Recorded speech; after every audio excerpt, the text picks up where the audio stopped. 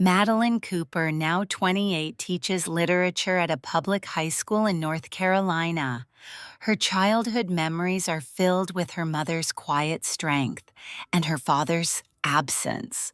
Since she was 7, she'd believed her dad Brent was a violent man who walked out on her and her mother without a trace.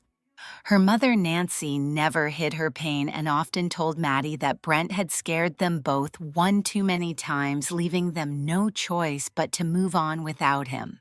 Maddie never questioned it. She avoided the topic in therapy, brushed past it in conversation, and deleted every Father's Day email from the school. Everything changed on a cold afternoon in January. One of her students doing a project on freedom of information laws needed help searching archived legal records. Curious, Maddie entered her own last name just to demonstrate the process. What she found shook her to the core. There, buried in the county database, was a sealed family court document from 2003. The complaint listed her mother as the petitioner, the one who had requested an emergency protective order against Brent. It also included a statement that contradicted everything Maddie had ever believed. Confused and overwhelmed, Maddie printed the document and drove straight to her childhood home. Her mother, now retired and living alone, froze when Maddie placed the file on the kitchen table. After a long silence, Nancy sat down and began to cry. "I was terrified," she admitted. "But not of him, not like you think. I was terrified of being deported. At that time, I was undocumented. One mistake could have ruined us both." Nancy explained that Brent, while temperamental and moody, had never physically hurt either of them. But one night, after a heated argument about their finances, Nancy panicked. She called the police, hoping only to calm things down. But once the officers saw her immigration status, they made her an offer to testify against Brent and she could stay. So she did. Brent was charged with domestic misconduct, convicted without strong evidence, and deported to a state where he had no family and no way to return. Maddie could hardly breathe. Her entire foundation, every belief she'd held about her family, cracked. She couldn't sleep for nights. Eventually, she reached out to her paternal aunt, whom she hadn't seen in 20 years. The woman told her Brent had tried for years to reconnect, but stopped after too many returned letters. Driven by the need for clarity, Maddie flew to Denver, where her father had been living under a different name. The reunion was strained. Brent was hesitant, unsure if she had come to accuse or forgive. "I never stopped writing," he said, opening a shoebox filled with over 80 unopened letters, each dated and addressed to her. As she read them, Maddie wept, not because of what they said, but because of how much of her life had passed without ever hearing his side.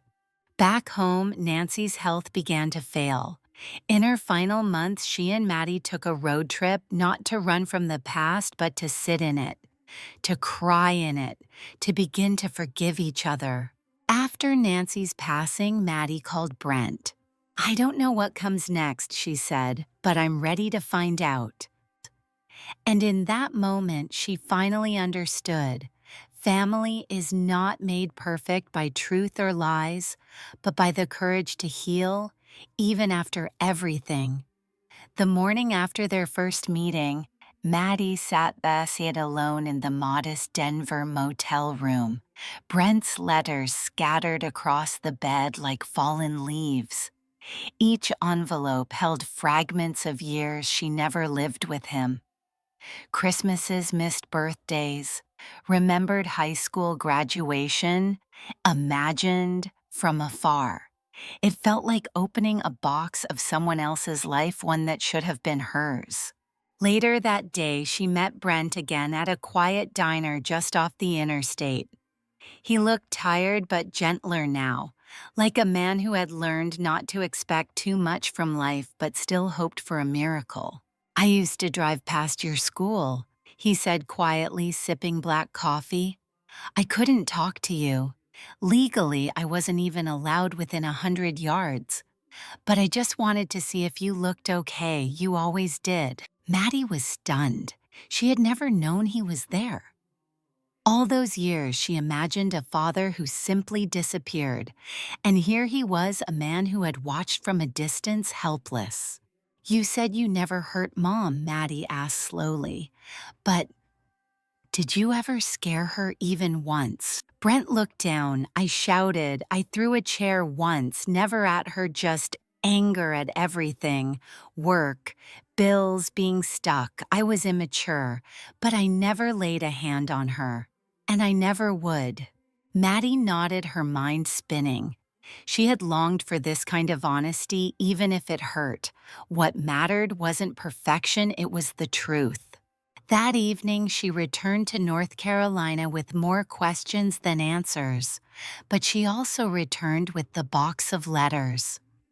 Over the next few weeks, Maddie began reading them aloud to her mother.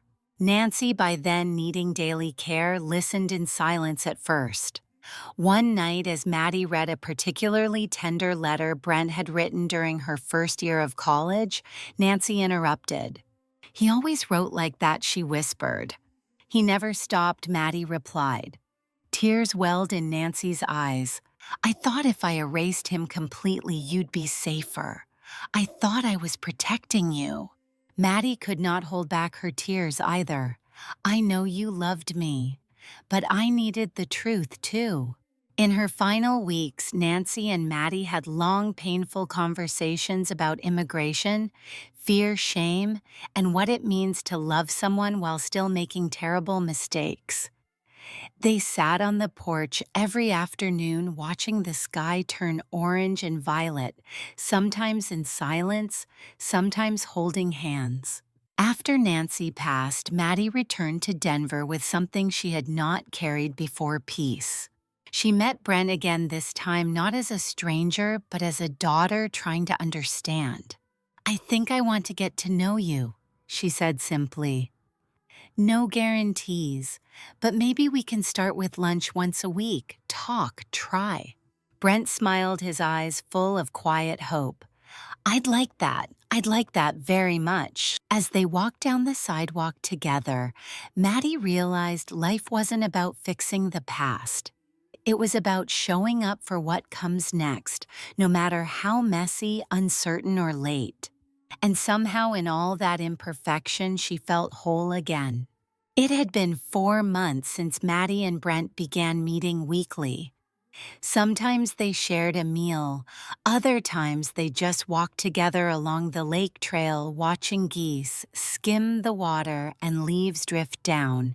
Their conversations moved slowly, like wading into cold water, cautious but necessary. One Saturday morning, as they sat on a park bench beneath a creaking oak, Brent pulled out an old photograph from his coat pocket. It was a faded picture of Maddie at around 6 years old, wearing butterfly clips in her hair and holding a toy microphone. I carried this for years, he said, handing it to her. I didn't have much else, just this. Maddie took the photo carefully, her chest tightening. I remember that day, she whispered. That was the last birthday before everything fell apart. Brent nodded, his voice hoarse. You sang for hours, the Spice Girls, I think. She laughed genuinely for the first time in weeks. It felt strange that laughter could rise out of such a complicated place. But maybe she thought laughter didn't require clarity, only presence. That evening, Maddie returned to her apartment and opened a shoebox of her own. Inside were fragments of her childhood school report cards, crayon drawings, and a pressed daisy from her junior prom. She added the photograph Brent had given her, tucking it gently between 2 old birthday cards.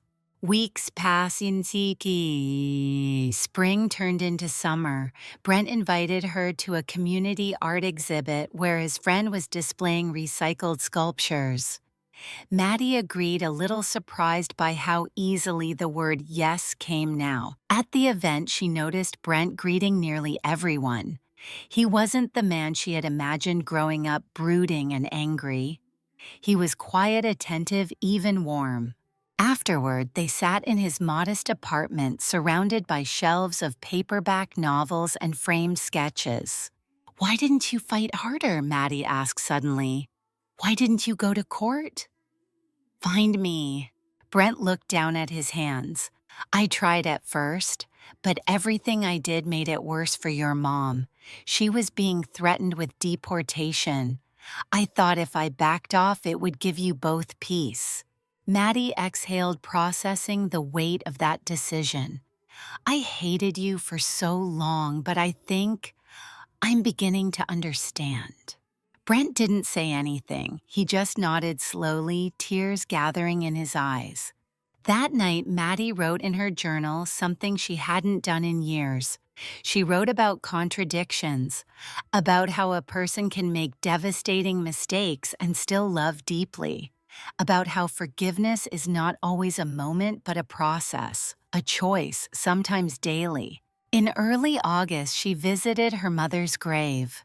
The sun was high and unrelenting cicadas buzzing in the trees nearby. Maddie placed a small bouquet of sunflowers at the base of the marker and knelt. "I'm talking to him now," she whispered. "You were right about some things, but so was he." There was no anger left, only a quiet sadness and an even quieter hope. As she stood, her phone buzzed. A text from Brent. "Got tickets to that local jazz festival you mentioned. Want to go?" She smiled, the breeze brushing gently across her shoulders. "Yes, let's go." Sometimes she thought the first steps toward healing are not grand gestures. They are soft choices, shared music, honest words, showing up again. And in those small, persistent steps, a broken family can learn how to become whole again. It had been nearly a year since Maddie first spoke to Brent again. The jazz festival turned into a tradition. They went every month now, exploring food trucks, clapping off beat, and laughing at how neither of them knew how to keep rhythm. The warmth was real, if still a little cautious, like trying to replant a tree that had once been torn from the earth. One evening, after a night of music and soft rain, Brent walked her to her car. Before she opened the door, he handed her a folded piece of paper. "I've been meaning to give you this," he said. "It's something official." Maddie opened it under the streetlight. It was a copy of a legal petition Brent had requested to amend the records related to his convictions, citing new affidavits and errors in the original handling. "I know this won't erase anything," he said, "but maybe it'll give both of us some kind of closure." Maddie nodded. She felt the weight of it, not the paper, but the years wrapped around it. That weekend, she drove to Raleigh to meet with a family law attorney, not because Brent asked, but because she wanted to understand what happened in full. The attorney, a middle-aged woman with tired eyes and sharp instincts, slid a file across the table. "These are all the court transcripts," she explained. "I pulled everything under your name and your mother's." Maddie spent the night in a cheap motel off the interstate, reading through every page. It was like reliving someone else's nightmare mistakes, compounded by fear, miscommunication, and bureaucracy. Her mother had been pressured, yes, but Brent had also failed to defend himself when it mattered most. The truth wasn't clean. It was stitched together with regret. When she returned home, Maddie sat at her desk and began writing 2 letters, one to her late mother, the other to her father. The first one was raw. She admitted her anger, her confusion, but also her gratitude. Nancy had made impossible choices in impossible times. The second letter was more uncertain. It talked about trust, how it can grow back, but only if nurtured, not demanded. She gave Brent the letter at lunch the following week. He read it slowly, then folded it into his wallet without saying a word. But the silence between them was no longer heavy. It felt like mutual understanding. That fall, Maddie was offered a teaching fellowship in Oregon across the country. It was her dream job. But accepting it meant starting over again, this time not away from pain but away from healing. Brent sat across from her in their usual booth when she told him. "I'm proud of you," he said without hesitation, "and I'll visit if you'll have me." Maddie smiled through misty eyes. "Bring your sketchbook. I hear the mountains are beautiful." The night before she left, she visited her mother's grave again. This time she brought a candle and a folded paper crane. "I'm not running," she whispered. "I'm walking toward something new. I think you'd want that." As the plane lifted off the next morning, Maddie looked out over the clouds and held Brent's last letter in her lap, not because she needed answers, but because it reminded her that love can survive silence miles and years. Sometimes healing doesn't mean returning. It means choosing again and again to move forward with open eyes and an open heart. Life in Oregon felt different. Not better or worse, just slower. The kind of quiet that made Maddie notice things she used to miss: the sound of pine needles underfoot, the hum of cicadas at dusk, the way the fog hugged the hills in the early morning. She rented a modest cabin on the outskirts of a small town called Vernell Ridge. It was close to the school where she now taught American literature, and even closer to the river, where she liked to read after class. Her students called her Miss C and brought her drawings of books and owls. No one knew her story here, and that anonymity felt like a new kind of freedom. At first, she called Brent every Sunday. They'd talk about mundane things: what he was sketching, what she cooked for dinner, whether he finally fixed the leaky faucet. Their conversations weren't dramatic. They didn't have to be. Then, one weekend in December, Brent surprised her. He showed up at the local holiday market holding 2 cups of cider and wearing the same wool coat he had worn when they reunited for the first time. "You said this place had good pie," he said with a grin. "Figured I'd check for myself." Maddie laughed. "You came 3,000 miles for pie." Brent shrugged. "And maybe for you." They spent the weekend walking through bookstores, talking late into the night, and watching snow collect on the pine branches outside her cabin window. It was the closest they had ever come to feeling like family. One night, as they sat by the fire, Brent took out a small worn notebook. "I've been keeping this," he said. "It's sort of a sketch journal. Thoughts, ideas, things I never said." He handed it to her. The pages were filled with charcoal drawings of places she remembered from childhood. Their old porch swing, the mural outside her elementary school, even the stuffed bear she lost at age 5. But alongside the sketches were letters not like the ones she had read before, but newer.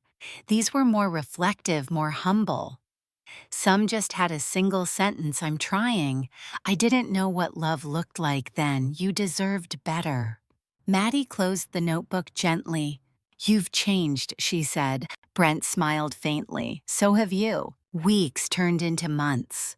Brent eventually returned to North Carolina, but something had shifted permanently. He wasn't a shadow in the past anymore. He was a living part of her present. On her 30th birthday, Maddie stood on the edge of a trail overlooking the Columbia River Gorge. She wasn't sure what made her climb that morning, maybe habit, maybe instinct.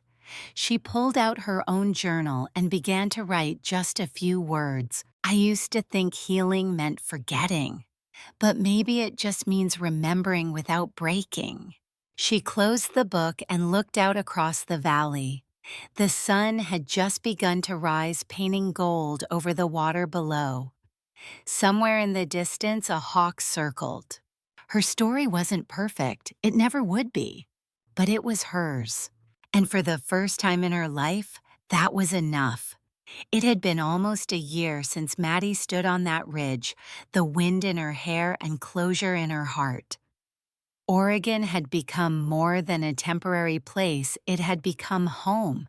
She was planting roots in the form of friendships, routines, and even a dog named Arlo, a rescue with one floppy ear and a bark louder than his size. On a chilly afternoon in early March, she was grading essays by the window when she heard a knock at the door, not loud, not hurried, but deliberate. Arlo barked twice and stood guard near her feet. When she opened the door, a woman stood there, mid-30s, strawberry blonde hair tucked into a beanie, holding an envelope. "Are you Madeline Cooper?" the woman asked softly. "Yes, can I help you?" "My name is Hannah," the woman said. I'm your half-sister." The world didn't stop, but something inside Maddie did. She blinked. "I think you have the wrong person." "I don't," Hannah replied gently. "Our father Brent, he's my dad too." Maddie let her in without fully knowing why. The two women sat across from each other, cups of tea cooling between them, the envelope unopened on the coffee table like a live wire. Hannah explained that her mother and Brent had dated briefly in the late 1990s, just before Maddie was born. They had lost touch.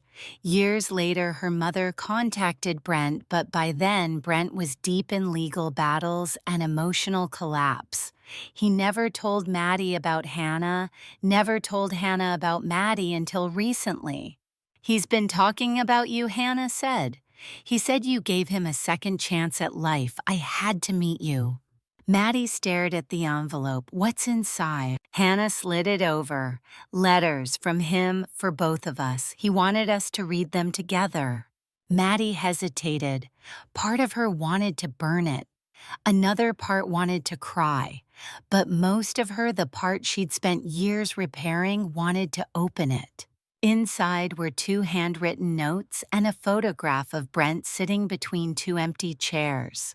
In his letter to Maddie, he wrote, "I used to believe that love had to be earned back in grand gestures, but you taught me that sometimes showing up is enough. If you ever meet Hannah, please know I was afraid you'd think she replaced you, but no one ever could." In the letter to Hannah, he said, "You've grown up without me, but I hope to be in your life now, if only in small ways. The past is heavy, but so is love, and it can anchor us if we let it." Maddie folded the letters carefully. When she looked up, Hannah was crying. "I didn't expect you to welcome me," Hannah said. "I just wanted to try." Maddie reached for her hand. "I spent most of my life believing I was alone in a storm," she said. "Maybe we can share the umbrella now." That weekend, they hiked the same ridge Maddie had once climbed alone.